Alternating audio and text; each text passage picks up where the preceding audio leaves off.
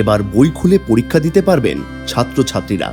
পরীক্ষা মানেই পাতার পর পাতা মুখস্থ করা, পরীক্ষা কেন্দ্রে গিয়ে শেষ মুহূর্তের রিভিশন, এক পাতা প্রশ্নপত্র হাতে নিয়ে চোখ বুলিয়ে নেওয়া, কোনগুলো কমন আর কোনগুলো আনকমন।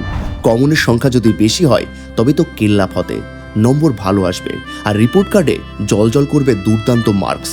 এতদিন পর্যন্ত ভারতবর্ষের বিভিন্ন স্কুল কলেজে এভাবেই পরীক্ষা পদ্ধতি পরিচালনা হয়েছে। তবে এবার ঘটতে চলেছে ব্যতিক্রম। মুখস্থ করে নয়, বরং বই খুলেই পরীক্ষা দিতে পারবেন ছাত্রছাত্রীরা। Central board of secondary education তাই আগামী 2026-27 সাল থেকে আরম্ভ করতে চলেছে বই দেখে পরীক্ষা পদ্ধতি বা ওপেন বুক অ্যাসেসমেন্ট। এই পদক্ষেপ গ্রহণ করা হচ্ছে দেশের জাতীয় শিক্ষানীতি 2020 এবং national curriculum framework for school education 2023-এর সঙ্গে সামঞ্জস্য রেখে।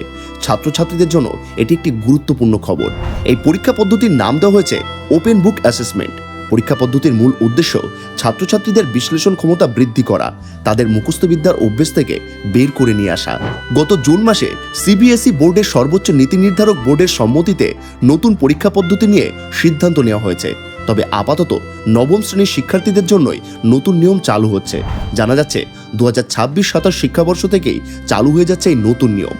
আপাতত নির্দিষ্ট কিছু বিষয় যেমন গণিত, বিজ্ঞান, ভাষা এবং সমাজ বিজ্ঞানের ক্ষেত্রে নেওয়া হবে ওপেন বুক পরীক্ষা।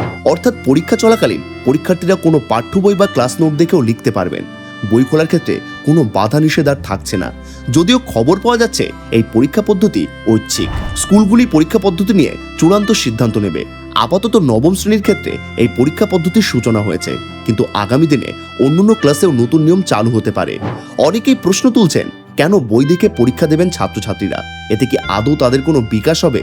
আসলে বর্তমান ধারায় বাস্তব চিত্র দেখলে বোঝা যায় বেশিরভাগ ক্ষেত্রেই ছাত্রছাত্রীরা কোনো একটি বিষয়কে বোঝার পরিবর্তে নাম্বারের জন্য শুধুই এক নাগাড়ে মুখস্থ করে যান। এতে সেই বিষয়টিতে শিক্ষার্থীর জ্ঞান বৃদ্ধি হওয়ার বদলে কেবলমাত্র মুখস্থ তথ্যগুলি মস্তিষ্কে থেকে যাচ্ছে।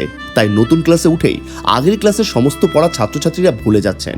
তাই শিক্ষা মহলের দাবি শুধুমাত্র নাম্বারের পিছনে ছুটলে হবে না, ছাত্রছাত্রীদের বিশ্লেষণী দক্ষতার বৃদ্ধি, আর্টের সাথে যুক্তির প্রয়োগ বাড়াতে হবে। এই নতুন নিয়ম চালু হওয়ার ফলে পরীক্ষার প্রশ্নপত্রের ধরনেও পার্থক্য আসছে। সিবিএসই বোর্ডের সূত্রের খবর, এমন প্রশ্ন তৈরি করা হবে যার উত্তর কপি করে লেখা যাবে না, আবার বই থেকে হুবহু টুকে উত্তর লেখাও যাবে না। অর্থাৎ বই খুলে পরীক্ষা মানেই কিন্তু সহজ জলের মতো প্রশ্ন নয়। এবার থেকে প্রশ্নপত্রের কিছু বৈশিষ্ট্য থাকবে। ওপেন বুক পরীক্ষায় প্রশ্নপত্র হবে 1 বিশ্লেষণধর্মী, 2 কনসেপ্ট ভিত্তিক, 3 তুলনামূলক এবং যুক্তিভিত্তিক, 4 বাস্তব জীবনের উদাহরণের সঙ্গে যুক্ত থাকবে। তাই প্রথম থেকে ছাত্রছাত্রীদের তৈরি হতে হবে। আর এই কাজে অবশ্যই গুরুত্বপূর্ণ ভূমিকা নিতে হবে অভিভাবক এবং শিক্ষকদের।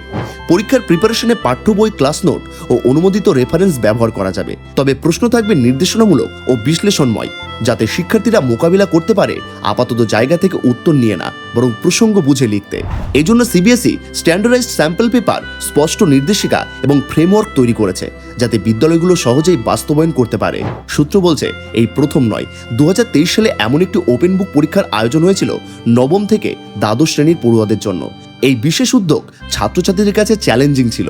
সিবিএসইর পরীক্ষামূলক এই উদ্যোগের রেজাল্ট বেরোলে দেখা যায় অধিকাংশ পড়ুয়াদের প্রাপ্ত নম্বর এসেছে 12 থেকে 47% মধ্যে। অর্থাৎ খুব স্পষ্ট একটা চিত্র আমাদের চোখের সামনে খুলে গিয়েছে। পাঠ্য বইয়ের চ্যাপ্টারগুলি সম্পর্কে অধিকাংশ পড়ুয়ায় কোনো সম্যক ধারণা তৈরি হয়নি। তাই এবার পড়ুয়াদের চিন্তাভাবনার গতি আনতে ওপেন বুক পরীক্ষার সিদ্ধান্তকে ইতিবাচক হিসাবে দেখছেন শিক্ষক মহল।